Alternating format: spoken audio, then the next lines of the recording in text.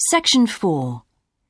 You will hear a student called Shona giving a presentation on her research report.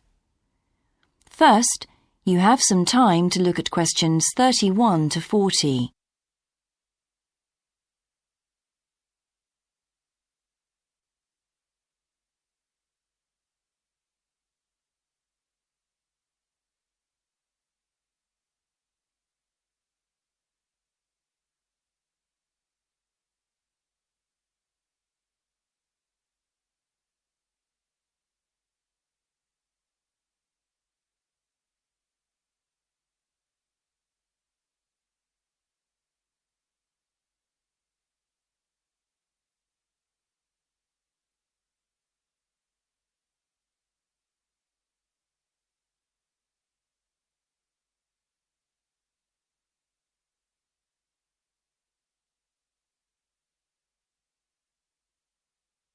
Now listen carefully and answer questions 31 to 40. I've been doing some research into what people in Britain think of doctors, the ones who work in general practice, the first call for medical care, and comparing this with the situation in a couple of other countries. I want to talk about the rationale behind what I decided to do. Now, I had to set up my program of research in 3 different countries, so I approached postgraduates in my field in overseas departments, contacting them by email to organize things for me at their end.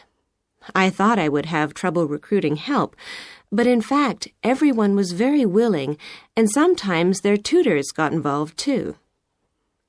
I had to give my helpers clear instructions about what kind of sample population I wanted them to use. I decided that people under 18 should be excluded because most of them are students or looking for their first job. And also I decided at this stage just to focus on men who were in employment and set up something for people who didn't have jobs and for employed women later on as a separate investigation. I specifically wanted to do a questionnaire and interviews with a focus group. With the questionnaire, rather than limiting it to one specific point, I wanted to include as much variety as possible. I know questionnaires are a very controlled way to do things, but I thought I could do taped interviews later on to counteract the effects of this. And the focus group may also prove useful in future by targeting subjects I can easily return to, as the participants tend to be more involved. So I'm just collating the results now. At the moment, it looks as if in the UK, despite the fact that newspapers continually report that people are unhappy with medical care, in fact, it is mainly the 3rd level of care, which takes place in hospitals, that they are worried about. Government reforms have been proposed at all levels, and although their success is not guaranteed, long-term hospital care is in fact probably less of an issue than the media would have us believe. However, I've still got quite a bit of data to look at. Certainly, I will need to do more far-reaching research than I had anticipated in order to establish if people want extra medical staff invested in the community, or if they want care to revert to fewer but larger key medical units.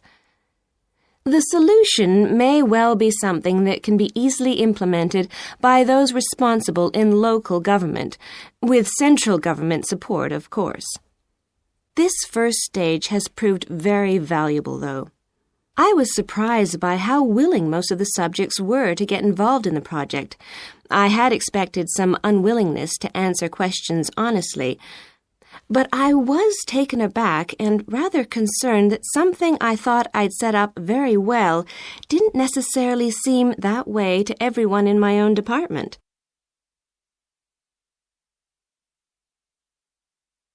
I thought you might also be interested in some of the problems I encountered in collecting my data.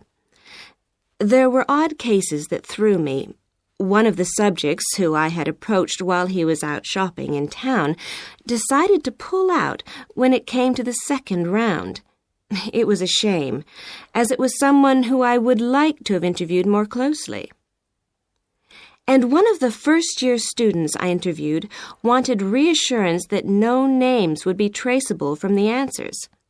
I was so surprised, because they think nothing of telling you about themselves and their opinions in seminar groups. Then one of the people that I worked with got a bit funny. The questions were quite personal, and one minute he said he'd do it, then the next day he wouldn't. And in the end, he did do it.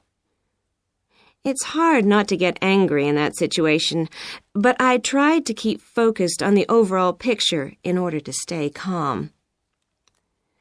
The most bizarre case was a telephone interview I did with a teacher at a university in France.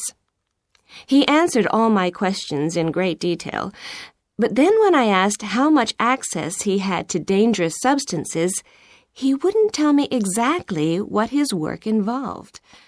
It was a real eye-opener. That is the end of section 4.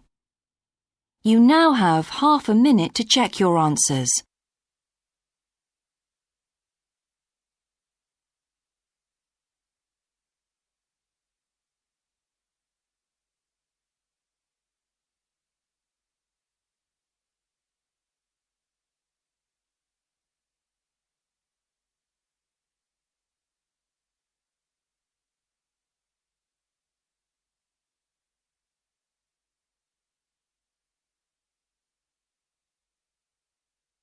That is the end of the listening test.